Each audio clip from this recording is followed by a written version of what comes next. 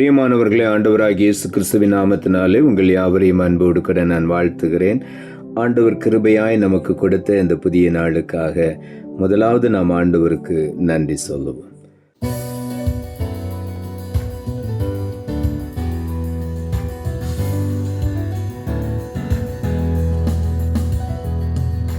பரிசுத்தமே பரவசமே பரனே சருளே வரம் பொருளே தேடினதால் கண்டடைந்தேன் பாடிட பாடல்கள் ஈந்தளித்தேன் தேடினதால் கண்டடைந்தேன் பாடிட பாடல்கள் ஈந்தளித்தேன் பாதம் படிந்தேன் என்னாலும் துதியே உம்மை அன்றி யாரை பாடுவேன் ஏசையா உந்தன் அன்பு உள்ளம் பொங்குதே ஏசையா உந்தன் அன்பு உள்ளம் பொங்குதே.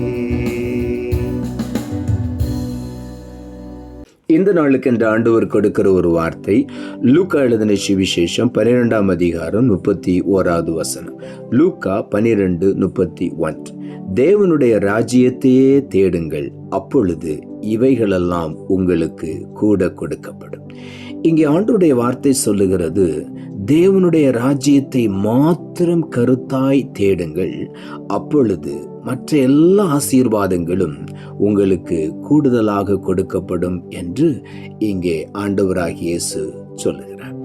ஆகவே மத்தேயு எழுதின சுவிசேஷத்திலே அதே காரியத்தை வேதம் சொல்லுகிறது. முதலாவது தேவனுடைய ராஜ்யத்தையும் அவருடைய நீதியையும் தேடுங்கள், அப்பொழுது இவைகளெல்லாம் உங்களுக்கு கூட கொடுக்கப்படும்.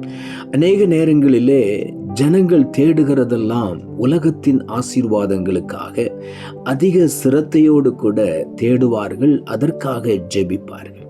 ஆனால் நாம் தேவனுடைய ராஜ்யத்துக்கு அடுத்த காரியங்களிலே கருத்தாய் தேடும் பொழுது, கர்த்தரை கருத்தாய் தேடும் பொழுது, நம்முடைய உலக பிரகாரமான ஆசீர்வாதங்கள் எல்லாம் நம்மை தேடி வரும். கர்த்தரை தேடுகிறவர்களுக்கு ஒரு நன்மையும் குறைவுபடாது என்று வேதம் சொல்லுகிறது. ஆகவே நாம் ஆண்டவரை கருத்தாய் தேடுவோம், அவருடைய ராஜ்யத்துக்கு அடுத்த காரியங்களை தேடுவோம்.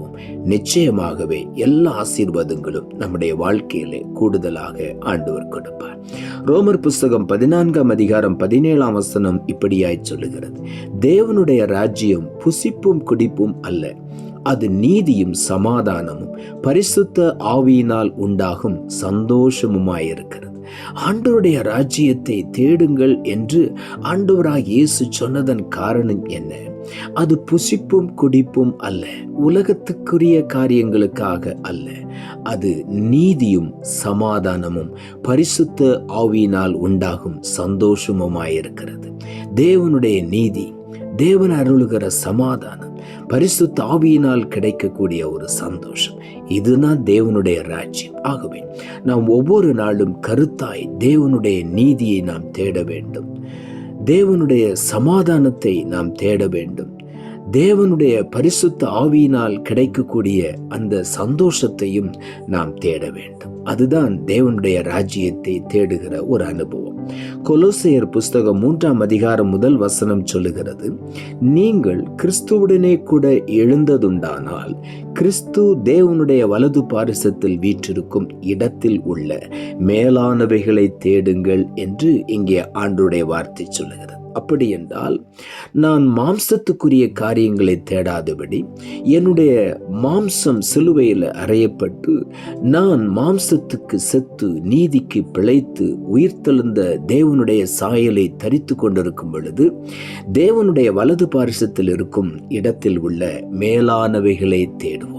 அந்த அனுபவத்துக்குள்ளே நாம் ஒவ்வொருவரும் கடந்து வர வேண்டும் என்று ஆண்டவர் விரும்புகிறார். மேலானவைகளை தேடுங்கள், தேவன் வீற்றிருக்கிற அந்த சிங்காசனத்தில் இருக்கிற மேலான ஆசீர்வாதங்களை தேடுங்கள் என்று ஆண்டவருடைய வார்த்தை சொல்லுகிறது. ஆமோஸ் தீர்க்கதரிசன புஸ்தகம் 5ஆம் அதிகாரம் 4ஆம் வசனம் இப்படியாய் சொல்லுகிறது, கர்த்தர் இஸ்ரவேல் வம்சத்தாருக்கு சொல்லுகிறது என்னவென்றால், என்னை தேடுங்கள், அப்பொழுது பிழைப்பீர்கள். இங்கே ஆண்டவருடைய வார்த்தை என்ன சொல்லுகிறது?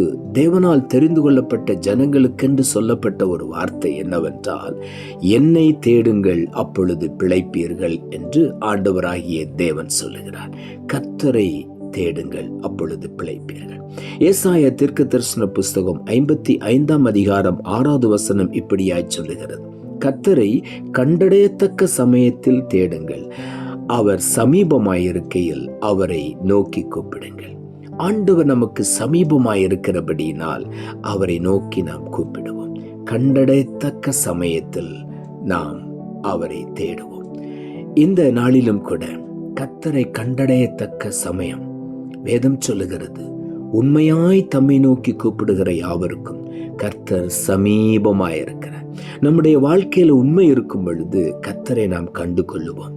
அவர் நமக்கு சமீபமாய் வந்து விடுவார். அவரை கண்டடையத்தக்க சமயம் அதுதான். நம்முடைய வாழ்க்கை ஆண்டவருக்கு பார்வையில் உண்மையா இருக்கும் பொழுது அவரை நாம் கண்டு கொள்ளுவோம். அவரை நோக்கி நாம் கூப்பிடுவோம். நிச்சயமாகவே அவர் நமக்கு பதில் கொடுப்பார். நீதிமொழிகளின் புஸ்தகம் 8 அதிகாரம் 17 வசனம் இப்படியாய் சொல்லுகிறது, அதிகாலையில் என்னை தேடுகிறவர்கள் என்னை கண்டடைவார்கள் என்று. ஒவ்வொரு நாளும் அதிகாலை நேரம் ஆண்டவரை தேடும் பொழுது அதுதான் நமக்கு மிகுந்த ஆசீர்வாதத்தை கொடுக்கக்கூடிய ஒரு நேரம்.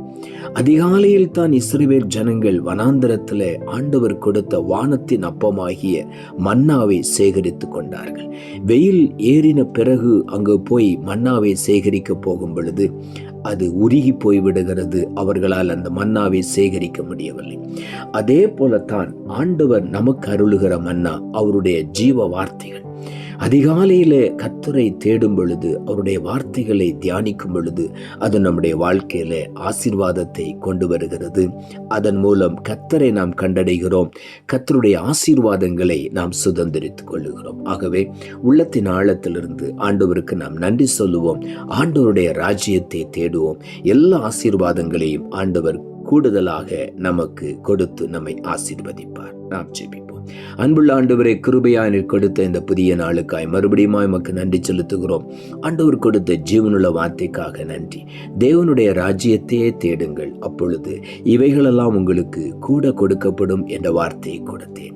அந்த வார்த்தையை கேட்டுக்கொண்டிருக்கிற ஒவ்வொருடைய வாழ்க்கையிலும் கர்த்தரை கருத்தாய் தேட, முதலாவது தேவனுடைய ராஜ்யத்தை நீதியை தேட, அதிகாலையில் எழுந்து ஆண்டவரை தேட ஒவ்வொருவருக்கும் அந்த உணர்வுள்ள இருதயத்தை தந்து ஆண்டவரை தேடி எல்லா ஆசீர்வாதங்களை முழுமையுமாய் சுதந்திரித்துக் கொள்ள நீர் உதவி செய்யும். தாழ்த்துகிறோம்.